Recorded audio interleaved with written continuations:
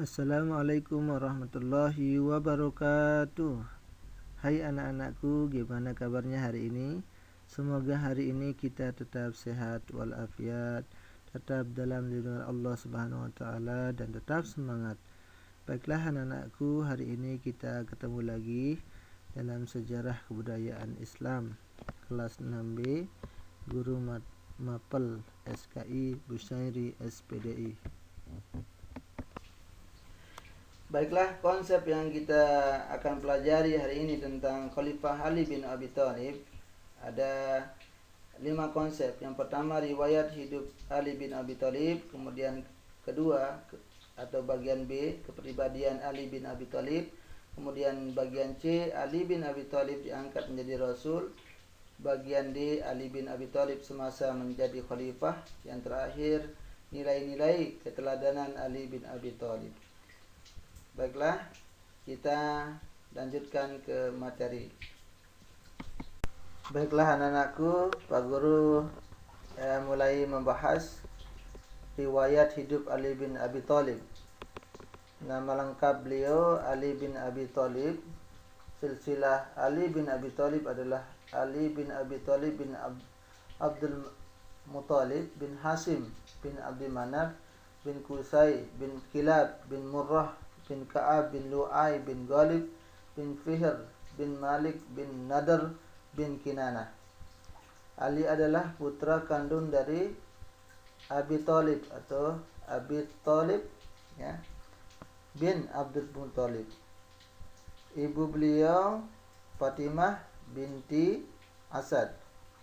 Saudara laki-laki beliau Talib, Aqil dan Ja'far. Beliau juga memiliki saudara perempuan Ummu Hani dan Jumanah. Beliau lahir pada 13 Rajab. Beliau lebih muda dari Rasulullah sallallahu alaihi wasallam. Ali merupakan sepupu dan menantu Nabi Muhammad sallallahu alaihi wasallam. Nama panggilan beliau Abu Turab, Bapak Tanah. Kenapa dia dipanggil Bapak Turab? Karena diberikan kepada Ali karena Rasulullah SAW melihat dia tidur di masjid yang menyebabkan bajunya dipenuhi dengan debu, makanya disebut Abu Turab. Beliau juga nama panggilannya Abul Hasan, diberikan karena dia merupakan ayah dari anaknya yang bernama Hasan. Kemudian istri beliau Fatimah Az-Zahra binti Rasulullah SAW. Putra beliau Hasan dan Husain. Beliau masuk Islam saat usia 10 tahun, sekitar 609 Masehi. Kemudian beliau diangkat menjadi khalifah 35 Hijriah. Kemudian yang terakhir tahun wafat beliau 40 Hijriah. Berikutnya kepribadian Ali bin Abi Thalib. Khalifah Ali bin Abi Thalib memiliki kepribadian mulia yang dapat kita contoh dalam kehidupan sehari-hari. Adapun kepribadian Ali bin Abi Thalib sebagai berikut. Pertama, beliau cinta ilmu pengetahuan. Yang kedua, kezuhudannya. Beliau tawadhu. Kemudian kedermawanan beliau, ahli ibadah, keadilannya, ketegasannya dalam memimpin, kepahlawanannya, dan sikapnya terhadap musuh. Kita bahas tentang cinta ilmu pengetahuan. Beliau cinta ilmu pengetahuan. Ali bin Abi Thalib merupakan sosok yang cerdas dan mencintai ilmu pengetahuan. Ali dikenal cerdas dan menguasai banyak ilmu serta masalah keagamaan. Rasulullah SAW bersabda yang artinya, "Aku adalah pintunya ilmu dan Ali adalah kuncinya." Berkat hal itulah Ali sangat masyhur dari berbagai kalangan. Hal ini menunjukkan betapa mulia dan terhormatnya orang yang memiliki ilmu pengetahuan. Dikisahkan Nabi Muhammad SAW merupakan pintu ilmu yang sangat luas. Ia sebagai bekal dunia akhirat sebagaimana pernah disabdakan, kunci ilmu dimiliki oleh Ali bin Abi Thalib. Siapa yang tidak penasaran mendengar sabda Rasulullah SAW tersebut? Begitu pula dengan gerombolan orang-orang Khawarij. Mereka gusar tatkala mendengar kabar hadis ini. Lalu mereka berminat untuk menguji kebenaran hadis tersebut kepada Rasulullah SAW secara langsung. Dikumpulkanlah 7 orang yang golongan mereka. Jika ahli sebagai kunci ilmu, maka ketika kita beri pertanyaan yang sama, tentu jawabannya juga sama. Salah seorang dari mereka mengawali pembicaraan. Ya, kami benar. Tidak mungkin seorang yang dianggap kuncinya ilmu akan menjawab dengan jawaban yang berbeda-beda. Jika memang benar, ia kuncinya ilmu, yang lain menimpali. Disusunlah strategi dengan perencanaan yang matang. Mari kita uji dengan memberikan pertanyaan yang sama, namun dari orang yang berbeda-beda. Usul salah seorang dari ketujuh orang Khawarij tersebut. Mereka pun menyepakatinya pertanyaan yang akan diajukan antara ilmu dan harta. Manakah yang lebih utama? Antara ilmu dan harta, manakah yang lebih utama? Setelah mereka memberikan pertanyaan yang sama, mereka mendapat jawaban yang sama pula antara ilmu dan harta. Yang lebih utama adalah ilmu. Tapi ditunggu dulu, apakah Ali juga memberikan alasan tentang jawabannya? Tanya salah seorang dari mereka. Ya benar, timpal mereka bersama-sama. Apa itu?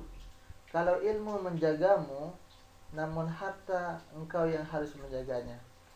Orang pertama dari kelompok Khawarij menyampaikan alasan, dikemukakan sahabat Ali bin Abi Thalib. Jika ilmu adalah warisan Nabi, harta adalah warisan Qarun yang terkutuk. Orang kedua menambahi kemudian ilmu jika ditasarufkan akan bertambah, sedangkan harta jika ditasarufkan akan berkurang. Tambah orang ketiga menyampaikan ketipan pendapat yang ia terima. Mereka pula heran akan jawaban yang berbeda-beda. Andai kau memilih ilmu, kau akan mendapatkan julukan yang baik, namun jika harta, julukan buruk yang kau dapat. Demikian orang keempat menjelaskannya. Mereka semakin ragu akan alasan yang berbeda-beda. Ilmu itu menerangi hati, sedangkan harta mengeraskan hati. Ilmu jika dibiarkan tidak apa-apa, namun harta dibiarkan akan rusak. Ilmu ketika di hari kiamat akan menolongmu, namun harta akan menjadi penyebab lamanya hisab di hari kiamat. Demikian mereka bergantian menyampaikannya. Sejenak mereka tertegun akan alasan yang berbeda-beda. Bagaimana mungkin pertanyaan yang diberikan kepada satu orang menghasilkan jawaban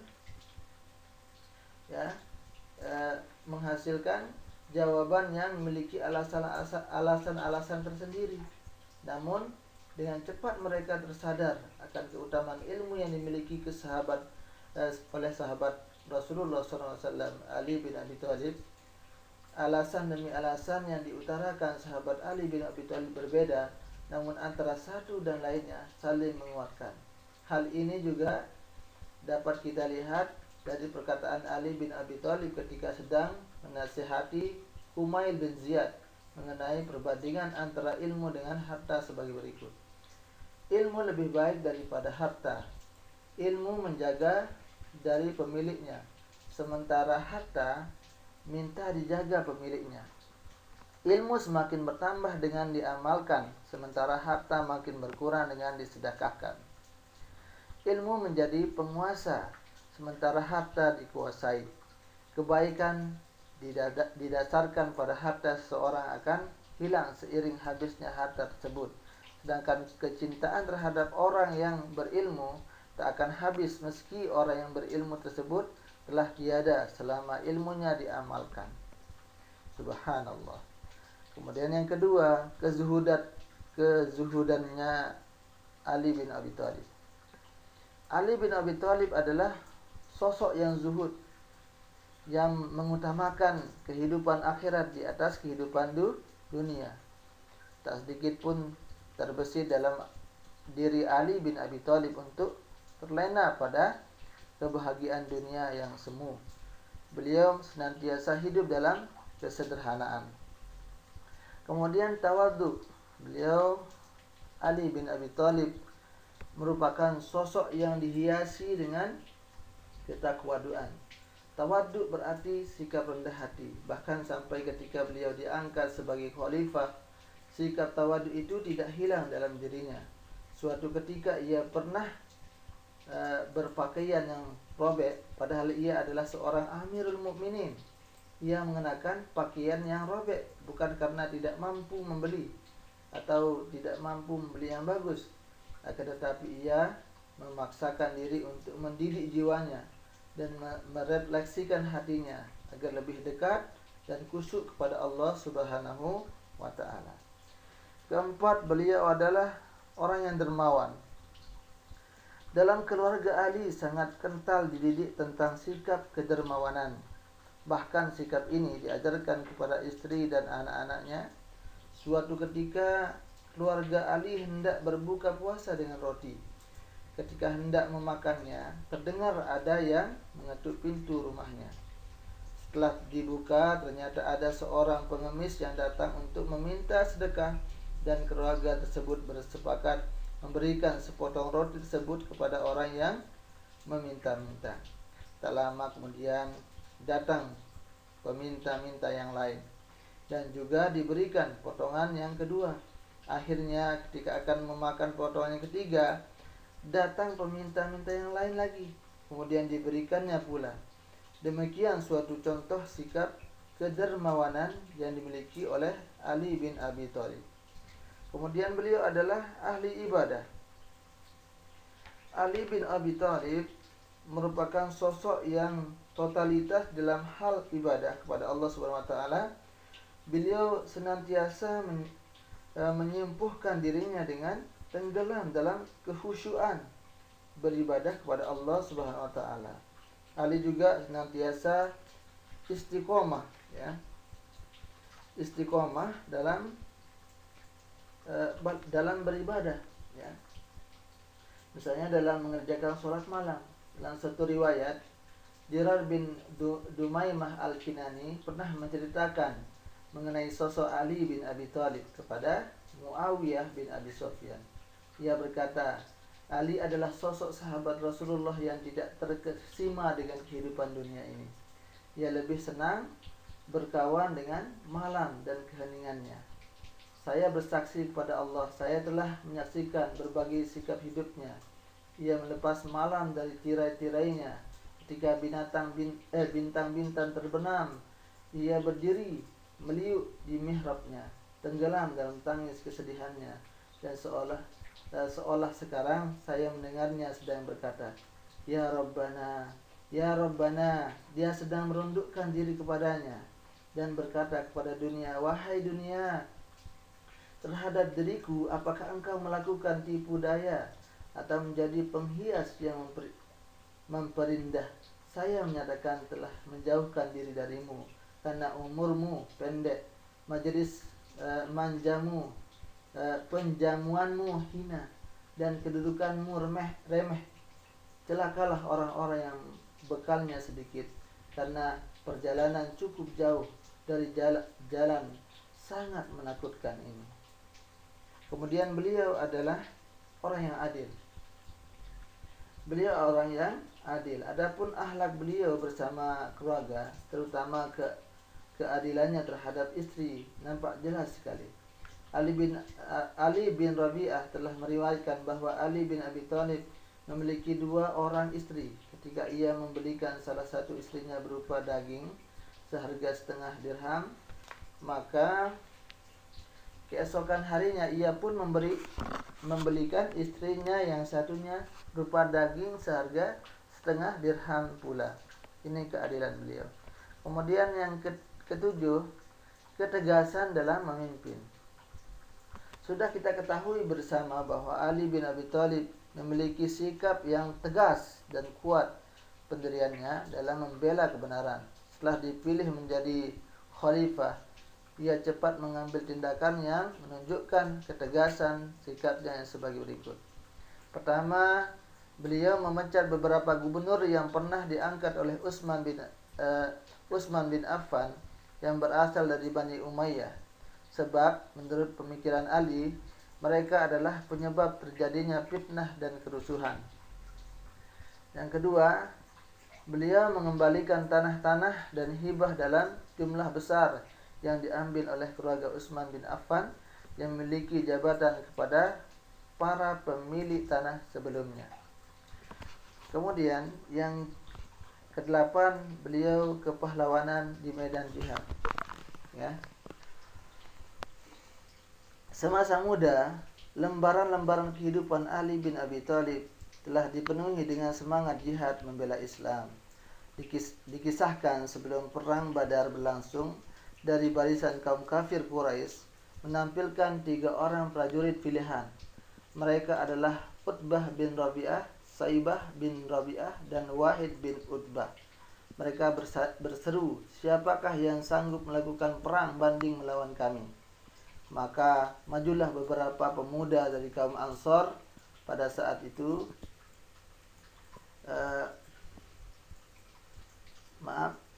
Pada saat itu Utbah bin Rabi'ah berkata, "Kami tidak menginginkan kalian. Yang kami inginkan adalah orang-orang yang suku kaum Quraisy." Maka Rasulullah SAW bersabda, "Bangunlah wahai Hamzah bin Abdul Muthalib, bangunlah wahai Ali bin Abi Thalib, dan bangunlah wahai Ubaidah bin Haris." Maka majulah Hamzah bin Abdul Thalib menghadapi Utbah bin Rabi'ah, Ali bin Abi Thalib menghadapi Saibah bin Utbah, dan Ubaidah bin Haris melawan Walid bin Utbah. Hamzah dan Ali masing-masing berhasil menaklukkan lawannya, sedangkan Ubaidah terluka parah akibat serangan Wahid. Hamzah dan Ali segera membantu Ubaidah dan mengatasi perlawanan Wahid, lalu membawa Ubaidah ke dalam barisan kaum muslimin. Tak lama setelah itu, Ubaidah bin Haris menghembuskan nafas terakhirnya dan mati syahid. Kemudian sikap terhadap musuh. Akhlak mulia Ali bin Abi Thalib juga ditunjukkan pada orang-orang yang menemuinya, seperti Abdurrahman bin Muljam. Walaupun orang itu telah menikamnya, Ali tetap memerintahkan kepada anaknya untuk berbuat baik kepada orang tersebut dengan memberikannya makanan dan minuman yang baik. Ia mengatakan kepada anak-anaknya tentang Abdurrahman bin Muljam, "Sungguhnya ia adalah tawanan, maka baguskanlah jamuannya dan muliakanlah tempatnya. Jika aku hidup, maka aku akan membunuhnya atau memaafkannya. Jika aku mati, maka bunuhlah ia dan janganlah kalian melampaui batas, karena sungguhnya Allah tidak menyukai orang-orang yang melampaui batas." Kemudian Ali adalah seorang sahabat yang dikarunia oleh Allah berupa ilmu yang luas dan pemahaman yang mendalam. Abu Sa'ad Al-Khudri berkata bahwasanya ia pernah mendengar Umar bin Khattab bertanya kepada Ali tentang suatu hal. Setelah dijawab oleh Ali, maka Umar berkata, "Aku berlindung kepada Allah dari hidup di tengah-tengah suatu kaum yang engkau tidak berada di situ, wahai Abu Hasan." Inilah pembahasan tentang kepribadian Ali bin Abi Thalib.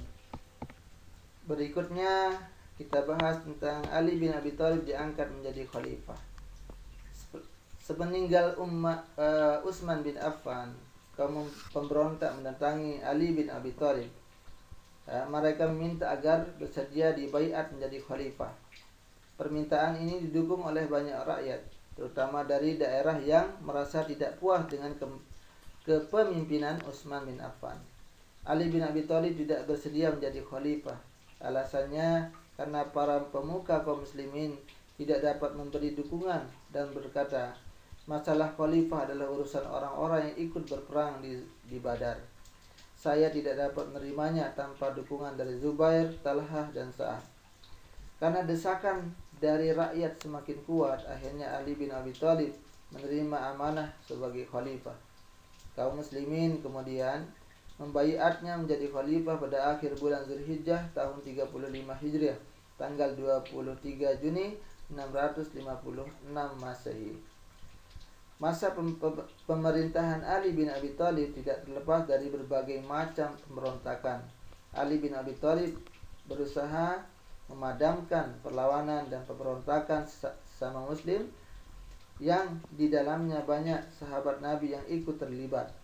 Perang saudara yang terjadi pada masa Ali bin Abi Thalib tercatat dalam lembaran hitam sejarah Islam, antara lain Perang Jamal, Perang Siffin, dan Perang aliran Khawarij. Berikutnya, Ali bin Abi Thalib semasa menjadi khalifah. Meskipun dilanda berbagai permasalahan, terutama perebutan kekuasaan sebagai dampak atas wafatnya Utsman bin Affan, Khalifah Ali bin Abi Thalib juga berhasil mencetak beberapa prestasi di masa pemerintahannya, meliputi pertama, mengganti pejabat yang kurang cakap semasa Khalifah Utsman bin Affan. Adapun gubernur baru yang diangkat Khalifah Ali bin Abi Thalib sebagai berikut: Sahal bin Hanif sebagai gubernur Syria, Utsman bin Hanif sebagai gubernur Basrah, Qais bin Sa'ad sebagai gubernur Mesir, Umrah bin Shihab sebagai gubernur Kufah, Ubaidillah bin Abbas sebagai gubernur Yaman, dan lain-lain. Kemudian mengambil alih tanah milik negara. Pada masa pemerintahan Khalifah Utsman bin Affan, banyak fasilitas dan kemudahan yang diberikan kepada kaum kerabatnya dalam segala bidang. Hal ini tentu membuat mereka menjadi ketergantungan untuk terus meminta kekayaan kepada Khalifah Utsman bin Affan dari harta negara.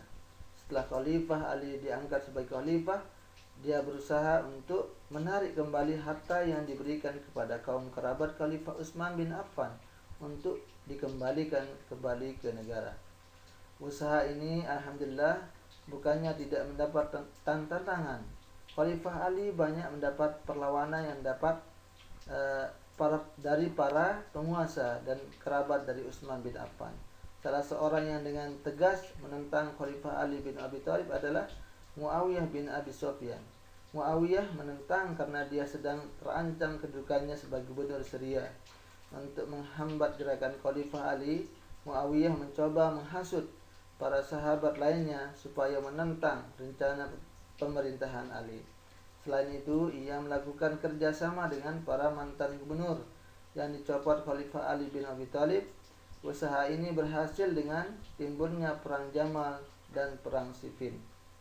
Kemudian membenahi Baitul Mal. Beliau pada masa Khalifah Utsman bin Affan banyak kerabatnya yang diberi fasilitas negara. Mereka memanfaatkan fasilitas tersebut untuk memperkaya diri.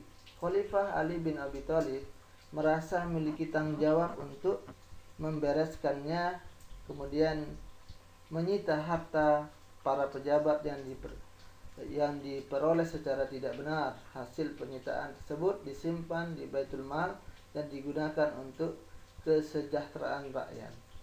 Kemudian memajukan bidang ilmu bahasa. Pada masa pemerintahan Khalifah Ali, penulisan huruf hijaiyah belum dilengkapi dengan tanda baca seperti kasrah, fathah, dhammah, dan syaddah. Hal tersebut yang membuat kesalahan dalam pembacaan maupun pemahaman teks-teks Al-Quran dan hadis pada daerah-daerah yang jauh dari Arab. Untuk menghindari kesalahan semakin meluas, Ali bin Abi Thalib memerintahkan Abu Aswad ad-Du'ali untuk mengembangkan pokok-pokok ilmu yang membahas tata bahasa yang disebut ilmu nahu. Abul Aswad ad-Du'ali memiliki nama asli Zalam bin Amru bin Sufyan bin Jandal bin Yu'mar bin Du'aili. Dia biasa dipanggil dengan nama kunyah panggilan Abu Aswad.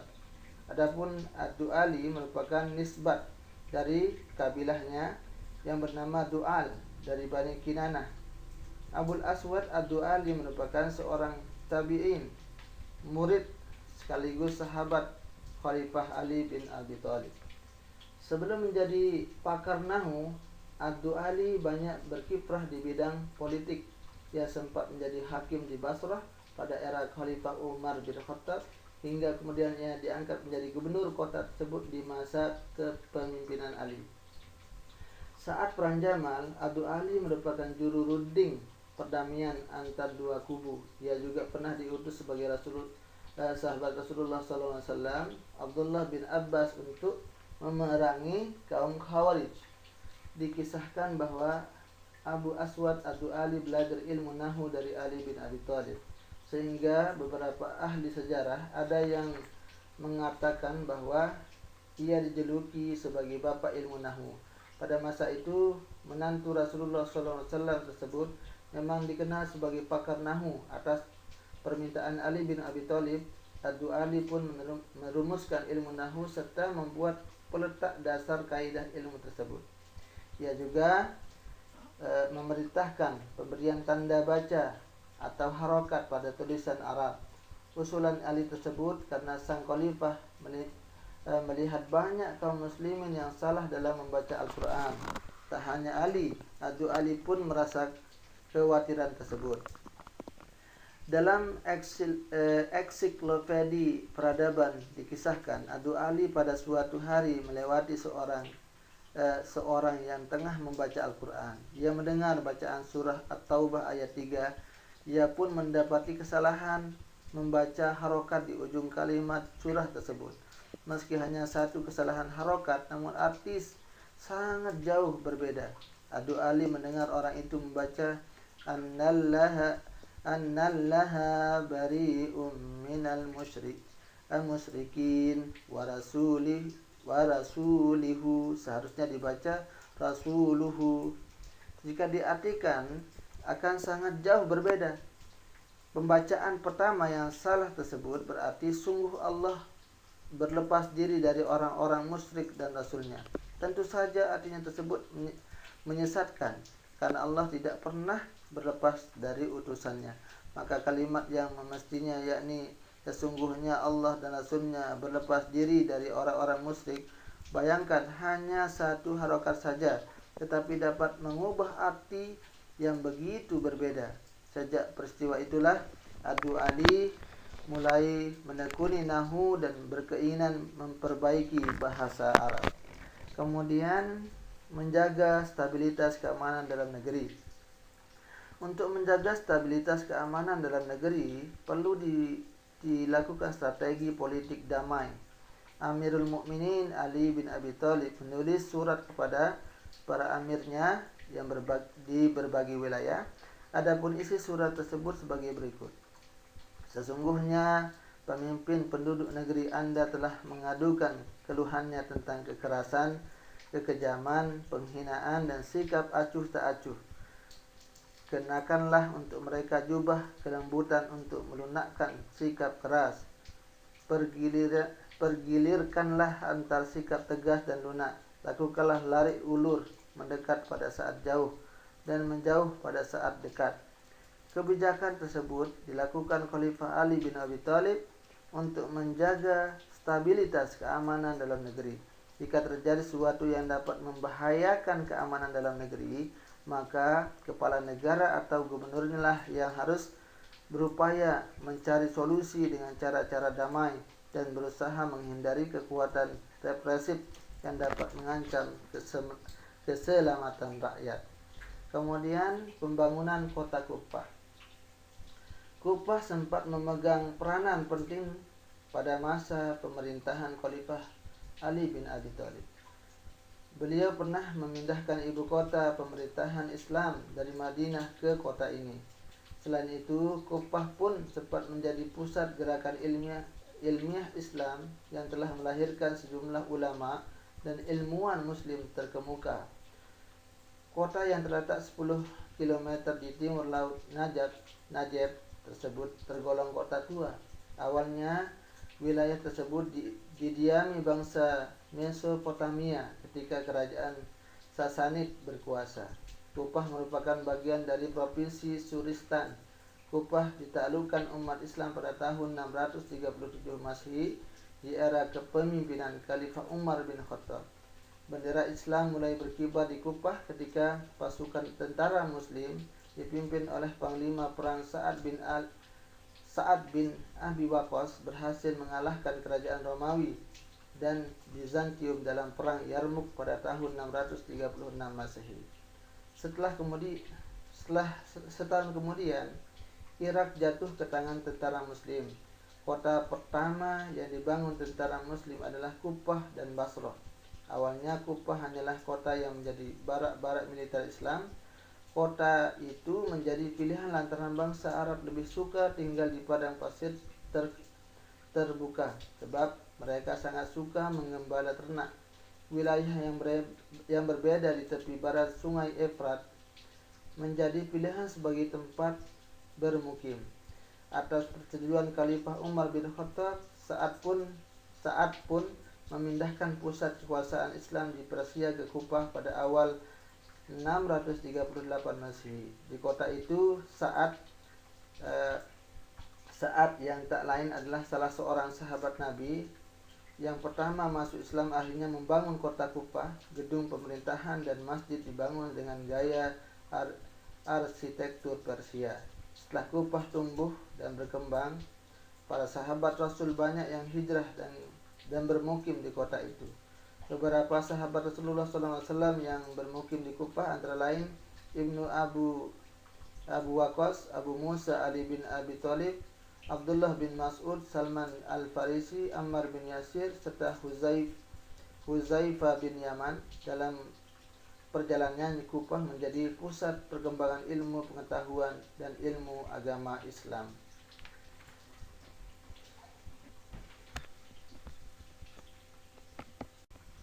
Pembahasan terakhir, nilai-nilai keteladanan Ali bin Abi Thalib. Berikut beberapa nilai keteladanan yang dapat kita ambil pelajarannya dalam kehidupan sehari-hari sebagai seorang pelajar. Pertama, hendaknya kita meneladani sikap cinta terhadap ilmu pengetahuan seperti yang dimiliki Khalifah Ali bin Abi Thalib. Yang kedua, jadilah pribadi yang zuhud seperti halnya Khalifah Ali bin Abi Thalib. Ketiga, sehebat apapun kemampuan yang dimiliki, hendaknya harus memiliki sikap tawaduk yang dicontohkan oleh Khalifah Ali bin Abi Thalib. Kemudian yang terakhir, harta yang kita miliki hendaknya digunakan untuk membantu teman yang kurang mampu, korban bencana alam, membangun masjid, membangun madrasah, dan sebagainya. Mungkin 5 pembahasan ini dari A sampai E kita bahas. Alhamdulillah sudah selesai. Dan mudah-mudahan kalian memahami isi pembahasan tersebut, dan kalian silahkan menjawab latihan-latihan soal di bawah ini atau nanti di link yang kami sediakan. Mungkin hanya ini yang Pak Guru bisa sampaikan hari ini. Sekian, wassalamualaikum warahmatullahi wabarakatuh.